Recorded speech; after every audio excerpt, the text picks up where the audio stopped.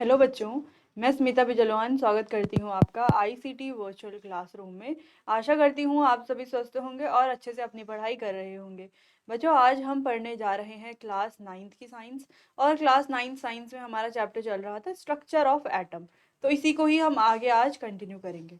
तो चलो, last lecture में स्ट्रक्चर ऑफ एटम में हमने पढ़ा था कि जो एटम है, ठीक है, वो क्या होते हैं। ठीक है, यानी कि हमने सिंपली देखा था कि कोई भी मैटर है, कोई भी मैटर हो सकता है। ठीक है, वो सॉलिड हो, वो लिक्विड हो, वो गैसेस स्टेट में हो, कोई सी भी स्टेट में हो, कोई भी मैटर हो, वो किससे बना हुआ होता है। वो मैटर बने हुए होते हैं टाइनी पार्टिकल से। और ये जो टाइनी पार्टिकल्स हैं, जो स्मॉल पार्टिकल्स हैं, इन्हें कहा जाता है एटम। एटम क्या होती है, किसी भी, जैसे एक बिल्डिंग के लिए बेसिक ब्लॉक होता है ना, जिससे मिलकर के बिल्डिंग बनती है, वैसे ही कोई मैटर की जो बेसिक बिल्डिंग ब्लॉक है वो होता है एटम। ठीक।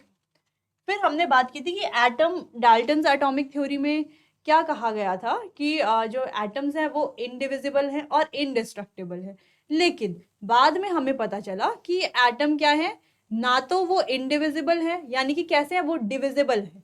ठीक है, उन्हें डिवाइड किया जा सकता है आगे। और एटम के तीन सब एटॉमिक पार्टिकल्स होते हैं, इलेक्ट्रॉन, प्रोटॉन और न्यूट्रॉन। ठीक है, फिर हमने बात की थी कि जब दो ऑब्जेक्ट को एक साथ रखा जाता है तो वो इलेक्ट्रिकली चार्ज बन जाते हैं। ठीक है, और यहाँ से पता चलता है कि एटम डिविजिबल हैं और उनमें होते हैं चार्ज्ड पार्टिकल्स। क्लियर है इतना? चलिए, फिर यहाँ पे कल हमने यहाँ पे एक्सपेरिमेंट एक परफॉर्म भी किया था, जहाँ पर वो पेपर के टुकड़े थे, इसको हमने ऐसे रब किया था बालों से और फिर पेपर के टुकड़ों के ऊपर लगाया था। फिर पेपर के टुकड़े जो है वो इससे अट्रैक्ट हो रहे थे, इसकी तरफ चिपक रहे थे। ठीक है, इसका मतलब क्या है कि कैसे बन जाते हैं, चार्जड है।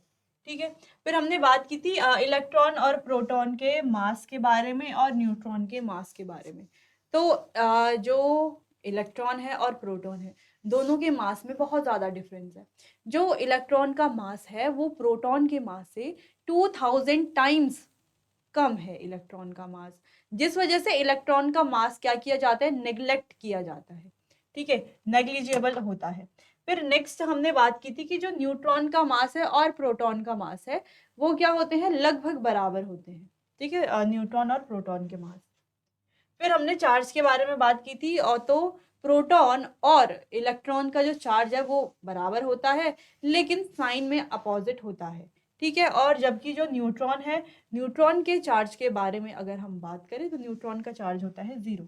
ठीक है, जैसे कि हमने यहाँ पर देखा, इलेक्ट्रॉन, प्रोटॉन और न्यूट्रॉन, इनके चार्ज के बारे में बात की और मास के बारे में बात की। तो मास देख लो आप इलेक्ट्रॉन का 9.11 इन 10⁻⁻31 kg, जबकि प्रोटॉन और न्यूट्रॉन का है 1.67 इन 10⁻27 kg। आप kg को ग्राम में चेंज कर सकते हो। ठीक है, आसानी से कर लोगे। चलो, नेक्स्ट हमने बात की थी कि जो चार्ज है वो है, इलेक्ट्रॉन का है -1.6 इंटू 10⁻⁻19, जो लमसम है +1 के। और प्रोटॉन का मास है +1.6 इंटू 10⁻⁻19 कूलम, जो कि बराबर है +1, यानी कि +1 इसका चार्ज होता है और न्यूट्रॉन का चार्ज 0। फिर हमने थॉमसन्स मॉडल के बारे में बात की थी, एटम का थॉमसन्स एटॉमिक मॉडल। ठीक है, तो जो किसकी तरह है, जो रिजेंबल करता है वाटरमेलन को, वाटरमेलन की तरह है। यानी कि वाटरमेलन का जो ये रेडिश पार्ट है, ठीक है, ये क्या है, ये जो रेडिश पार्ट है वाटरमेलन का, ये क्या है, पूरा पॉजिटिव स्पेयर है। और जो इसमें ये सीड्स है एम्बेडेड है, ये सीड्स क्या है, नेगेटिव चार्ज है। ठीक है, यही कहा गया था, लेकिन बहुत सारे एक्सपेरिमेंटल रिजल्ट को ये एक्सप्लेन नहीं कर पाए थे, इस वजह से ये क्या हो जाता है, फेल हो जाता है। फिर हमने बात की रदरफोर्ड एटॉमिक मॉडल। अब रदरफोर्ड का एटॉमिक मॉडल क्या कह रहा था, तो इसका सेटअप हमने देख लिया था, कुछ इस प्रकार से था। रेडियो एक्टिव सोर्स से गोल्ड फॉयल पर क्या की जा रही थी, स्कैटरिंग की जा रही थी अल्फा पार्टिकल्स की। तो क्या देखने को मिला, तीन ऑब्जर्वेशन हमने देखी कि कुछ पार्टिकल जो है वो क्या कर रहे थे, सीधा लाइन से ट्रेवल कर रहे थे, कुछ पार्टिकल्स कुछ एंगल से डेविएट कर रहे थे, और 12,000 में से कोई एक पार्टिकल ऐसा था जो क्या कर रहा था, बाउंस बैक कर रहा था। अब ऐसा क्यों हो रहा था, उसके बारे में बात करेंगे, पहले आप इतना देख लीजिए बच्चों। चलिए, आगे बात करते हैं। तो इसी एक्सपेरिमेंट को ध्यान में रखना है। ठीक है, ये एक्सपेरिमेंट यहाँ पर है। ठीक है, इसको आपको ध्यान में रखना है। Since alpha particles are much heavier than protons, alpha particles proton से ज्यादा हैवी है। ठीक है। Only small deflection were expected when they interact with sub atomic particles in gold atom. इसीलिए कुछ ही डिफ्लेक्शन एक्सपेक्टेड थी कि कुछ ही डिफ्लेक्शंस होंगी, और ऐसा हुआ भी कि कुछ ही डिफ्लेक्शंस हुई, है ना। हमें ज्यादातर पार्टिकल कैसे दिखे कि वो स्ट्रेट लाइन में ट्रेवल कर रहे थे, और बहुत कम पार्टिकल ऐसे थे जो क्या कर रहे थे, कुछ एंगल से डिफ्लेक्ट कर रहे थे। ठीक है, चलिए, तो ऑब्जर्वेशन क्या थी, most alpha particle passed straight through the gold foil. ज्यादातर जो अल्फा पार्टिकल्स थे वो क्या जा रहे थे, स्ट्रेट ट्रेवल कर रहे थे। ठीक है, some alpha particle were deflected by small angles, और कुछ अल्फा पार्टिकल ऐसे थे जो कुछ एंगल से क्या कर रहे थे, डिफ्लेक्ट कर रहे थे। ठीक है, सीधा ना जा करके किसी चीज से टकरा करके एंगल से क्या कर रहे थे, डिफ्लेक्ट कर रहे थे। ठीक, about 1 in 12,000 alpha particles rebounded, और 12,000 अल्फा पार्टिकल्स में से कोई एक अल्फा पार्टिकल ऐसा था जो रिबाउंड हो रहा था, यानी कि बाउंस बैक कर रहा था, वापस आ रहा था। जैसे आप यहाँ पर देखो, ये सारे पार्टिकल्स क्या कर रहे हैं, स्ट्रेट लाइन में जा रहे हैं। कुछ पार्टिकल देखो डिफ्लेक्ट कर रहे हैं, जैसे कि ये और ये, तो ये पार्टिकल क्या कर रहे हैं, कुछ एंगल से डिफ्लेक्ट कर रहे हैं। और एक पार्टिकल, ये सी वाला पार्टिकल आप देखो अगर, तो सी वाला पार्टिकल क्या हो रहा है, बाउंस बैक कर रहा है, ट्रेवल बैक कर रहा है, वापस आ रहा है, जैसे किसी चीज से टकराया हो इसलिए वापस आ रहा है। ठीक है, जैसे मान लो हम यहाँ पर ये फेंके तो बोर्ड से टकरा करके ये वापस गिरेगा ना पीछे को, तो ऐसा ही यहाँ पर कुछ होगा बीच में जिससे ये टकरा करके बाउंस बैक हो रहा। ठीक है, इतना समझ में आया। चलिए, तो इतना आप नोट कीजिए। चलिए आगे बढ़ते हैं। The structure of an atom, इसी को समझते हैं, इसी स्ट्रक्चर के बारे में आगे बात करते हैं। ठीक है, to illustrate the experiment, imagine a blindfolded child throwing stones at a wall and hearing a sound each time a stone hit. If the child threw stone at a barbed wire fence with many gaps, most stone would pass through without hitting anything, resulting in no sound. चलो देखो, इससे हम कैसे समझ सकते हैं। मान लो ये एक वॉल है। ठीक है,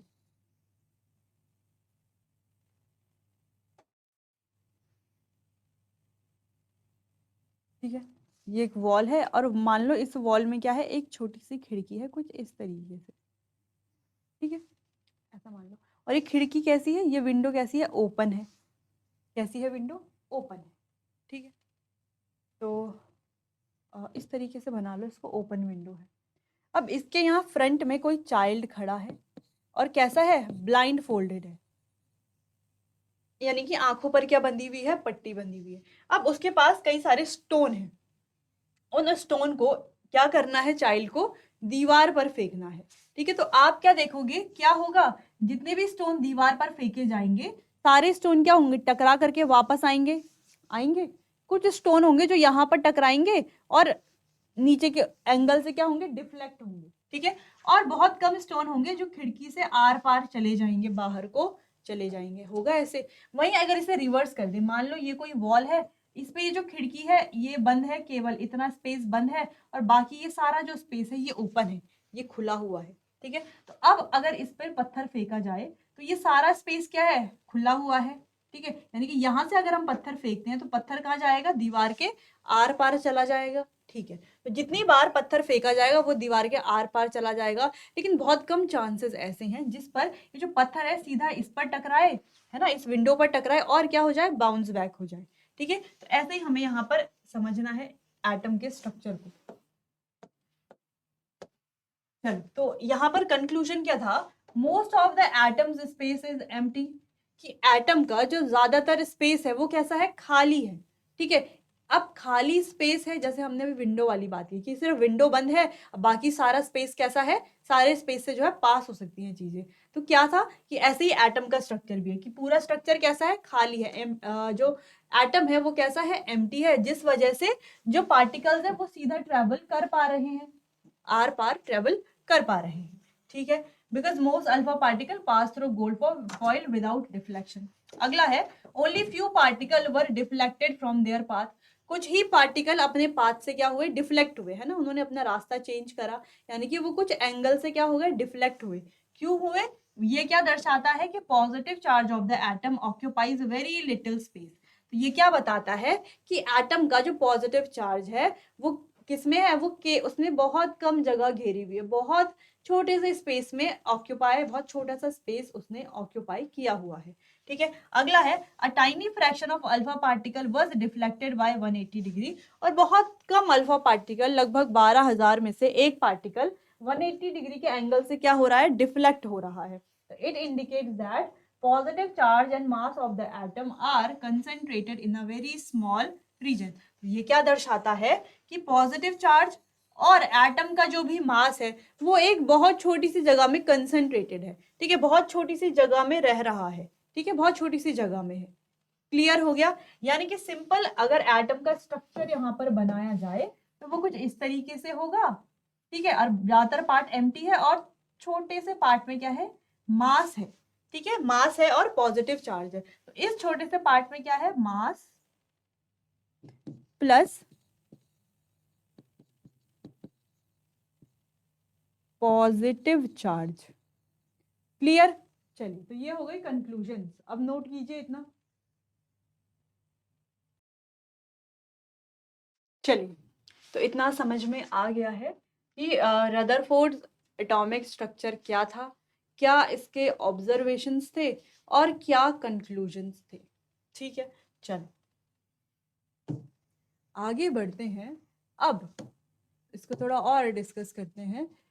तो उन्होंने एस्टिमेट किया that radius of nucleus is 10 to the power 5 times smaller than the radius of atom.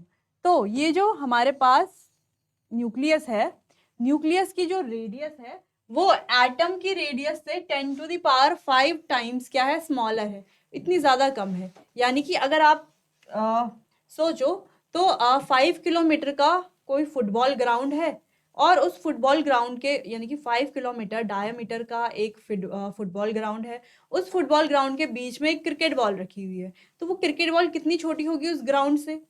ठीक है, तो इतना ही छोटा न्यूक्लियस होता है किससे, एटम से। क्लियर हो गया इतना? चलो आगे बढ़ते हैं। He propose the nuclear model of the atom. तो उन्होंने न्यूक्लियर मॉडल को प्रपोज किया और क्या बताया, कुछ पॉइंट बताए, जैसे कि atom have a positively charge nucleus where nearly all the mass of an atom resides. तो उन्होंने बताया कि जो एटम है उसके पास क्या होता है, एक न्यूक्लियस होता है। तो वो न्यूक्लियस कैसा है, पॉजिटिवली चार्ज्ड है। ठीक है, और पूरे एटम का जो मास है वो यहीं पर ही रिजाइड करता है, यहीं पर ही रहता है। ऐसा क्यों कहा होगा, क्योंकि ऐसा इसीलिए कहा होगा कि ये जो न्यूक्लियस है, इस न्यूक्लियस में है क्या, इस न्यूक्लियस में है प्रोटॉन प्लस न्यूट्रॉन। अब प्रोटॉन और न्यूट्रॉन का मास लगभग बराबर होता है।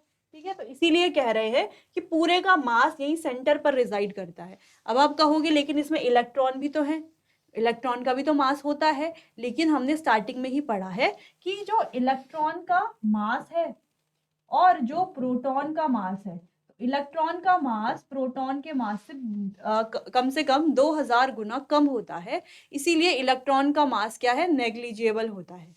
ठीक है, तो नेग्लेक्ट हम करते हैं, इसीलिए हम कह रहे हैं कि जो प्रोटॉन सॉरी जो एटम है उसका पूरा मास रहता है इस न्यूक्लियस में। ठीक है, चलो अगला है electron revolve around the nucleus in circular path. तो उन्होंने बताया कि इलेक्ट्रॉन न्यूक्लियस के अराउंड सर्कुलर पाथ में क्या करता रहता है, मूव करता रहता है, रिवॉल्व करता रहता है। ठीक है, nucleus is very small compare to the size of atom. Nucleus atom के साइज के कंपैरिजन में बहुत ज्यादा स्मॉल है, जो कि हमने अभी बात कर भी ली है। जैसे 5 किलोमीटर रेडियस का फुटबॉल ग्राउंड है और बीच में छोटी सी क्रिकेट बॉल रख दे, तो वो डिफरेंस है दोनों के साइज के बीच में। ठीक है, चलिए, तो ये कुछ और पॉइंट्स हो गए हैं न्यूक्लियर मॉडल को लेकर के। चलिए, तो इन्हें आप नोट कर लीजिए। चलिए, इतना क्लियर है, आगे बढ़ते हैं। नेक्स्ट, अच्छा, अब इस मॉडल के कुछ ड्रॉबैक्स भी थे। ठीक है, अब वो ड्रॉबैक्स क्या क्या हैं उनको थोड़ा सा पढ़ते हैं। ठीक है, तो जिस वजह से ये मॉडल फेल हो गया था, फिर आया था हमारा नेक्स्ट मॉडल। तो नेक्स्ट मॉडल पढ़ने से पहले ड्रॉबैक्स जान लेते हैं। ड्रॉबैक्स क्या था, electrons in circular orbit are not expected to be stable because they undergo continuous acceleration. ठीक है, एक्सेलरेशन। अब जैसे कि हमने बात की थी कि यहाँ पर हमने एक पॉइंट पढ़ा था कि इलेक्ट्रॉन रिवॉल्व करते हैं न्यूक्लियस के अराउंड एक सर्कुलर पाथ में। ठीक है, तो इनका कहना था इलेक्ट्रॉन के अराउंड अगर वो सर्कुलर पाथ में क्या करेंगे, रिवॉल्व करेंगे तो एनर्जी को रेडिएट करेंगे। अगर एनर्जी को रेडिएट करेंगे तो न्यूक्लियस पर गिर जाएंगे, न्यूक्लियस पर गिर जाएंगे तो हाईली अनस्टेबल बन जाएंगे। जबकि हमें तो पता है कि एटम स्टेबल होते हैं, ये तो फैक्ट है। ठीक है, तो ये क्या है, फैक्ट के जस्ट अपोजिट बात हो रही है, फैक्ट के जस्ट अगेंस्ट बात हो रही है। इनका कहना ये है कि ये न्यूक्लियस है, ठीक है, ये हमारे पास इलेक्ट्रॉन है। तो ये इलेक्ट्रॉन क्या कर रहा है, सर्कुलर मूव कर रहा है ना, सर्कुलर मोशन में रिवॉल्व कर रहा है यहाँ पर। लेकिन इनका कहना ये भी है कि जब ये रिवॉल्व कर रहा है तो एनर्जी रेडिएट करेगा। ठीक है, तो जब ये रिवॉल्व करेगा तो एनर्जी रेडिएट करेगा, फिर थोड़ा देर के बाद एनर्जी कम हो जाएगी, इस तरीके से, है ना। जब एनर्जी रेडिएट कर रहा है तो एनर्जी कम होगी।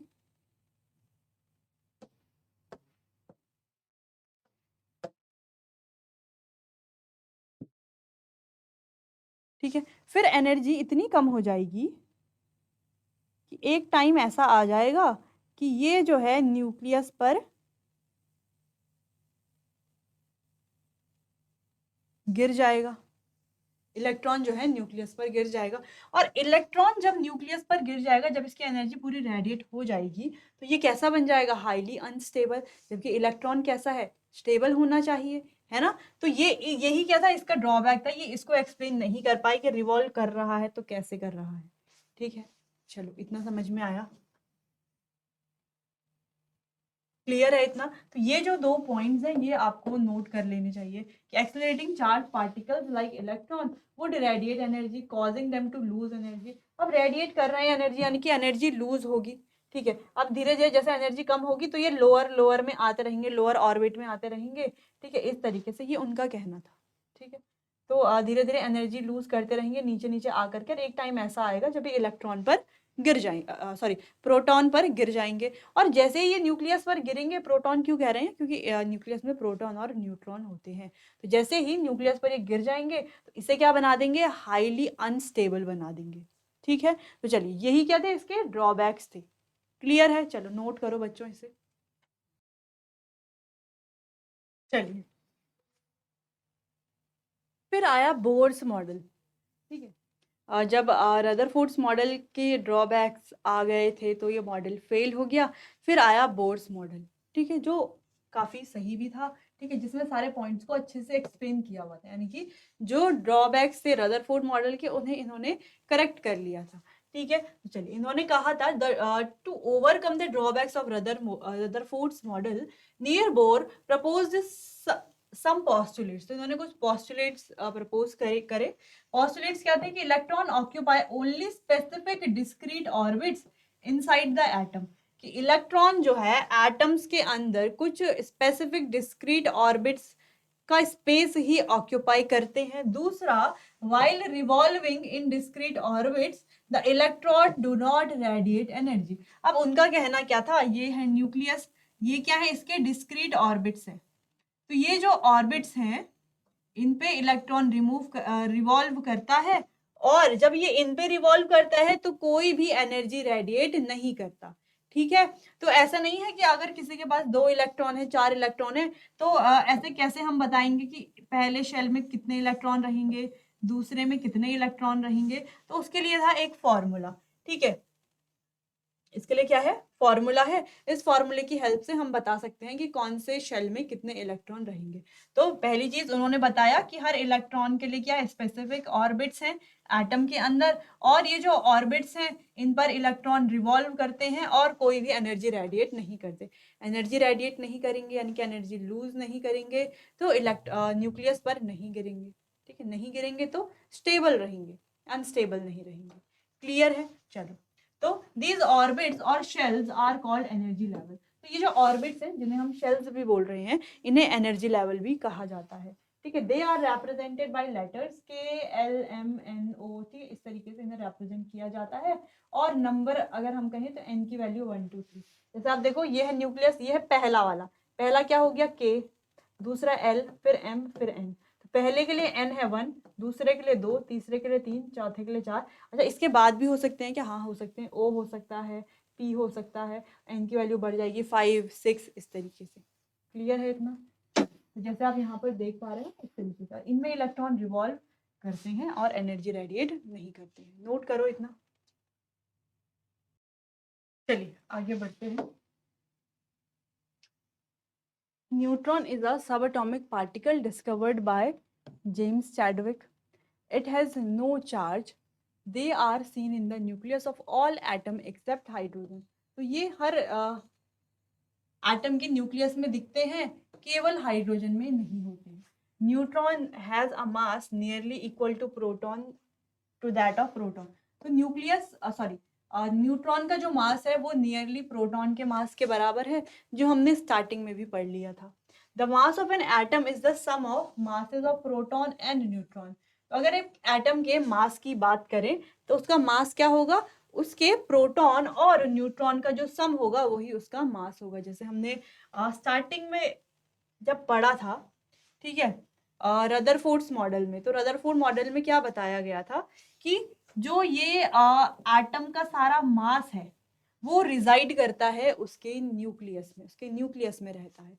क्यों? क्योंकि न्यूक्लियस में होते हैं प्रोटॉन और न्यूट्रॉन और बाहर होते हैं इलेक्ट्रॉन। लेकिन मास कौन डिसाइड करेगा? प्रोटॉन और न्यूट्रॉन। ठीक है, तो हमें जब किसी एटम का एटॉमिक मास के बारे में बताना हो तो प्रोटॉन और न्यूट्रॉन के मास को ऐड किया जाएगा। ठीक है, चलो तो क्लियर है इतना? इतना समझ में आया? ठीक है। अच्छा, इलेक्ट्रॉन के मास को क्यों इसमें इंक्लूड नहीं करेंगे? क्योंकि इलेक्ट्रॉन का जो मास है वो प्रोटॉन के मास से 2000 गुना कम होता है, जिस वजह से हम इसे नेग्लेक्ट करते हैं और यहाँ पर मास में इसे इंक्लूड नहीं करेंगे। इतना क्लियर है? तो यहाँ पर सिंपल सा फॉर्मूला है कि किसी भी एटम का मास किसके बराबर होगा? न्यूट्रॉन और प्रोटॉन के मास के बराबर। तो हम लिख सकते हैं mass is equals to proton plus neutron. किसके मास? एटम का मास। ठीक है, किसके? प्रोटॉन, किसी भी मतलब प्रोटॉन और न्यूट्रॉन के मास के बराबर होगा। क्लियर है इतना? चलिए इतना नोट कीजिए। तो चलिए बच्चों, आज हमने थॉमसन्स मॉडल देखा, ठीक है, रदरफोर्ड्स एटॉमिक मॉडल देखा और बोर्स एटॉमिक मॉडल हमने देखा, और इसी को आगे हम कंटिन्यू करेंगे अपने आने वाले अगले सेशन में। तो बच्चों पढ़ते रहिए, अगर कहीं पर समझ नहीं आता तो आप मुझसे पूछ सकते हैं। तो आज के लिए बस इतना ही, मिलते हैं अपने आने वाले अगले सेशन में। तब तक के लिए आपका बहुत बहुत धन्यवाद।